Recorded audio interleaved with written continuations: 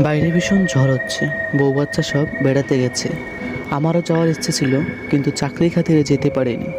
বউ রান্না করে রেখে গেছে। আমি ফ্রিজ থেকে খাবার নামিয়ে গরম করে খেয়ে নিলাম। রাত 11টা বেজে গেছে। অফিসের ফাইলগুলো গুছিয়ে ঘুমাতে গেলাম।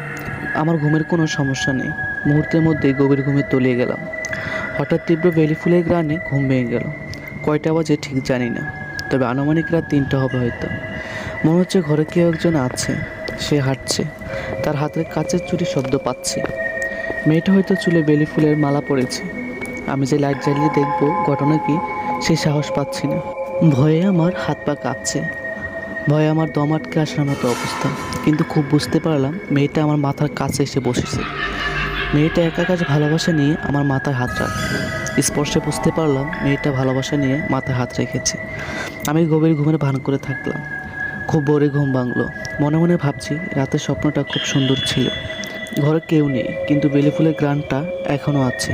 বেলি ফুলের ঘ্রাণটা সত্যি আমার খুব ভালো লাগে। কিন্তু বিছানা থেকে নামার সময় দেখি আমার বিছানায় একটি বেলি ফুলের মালা পড়ে আছে।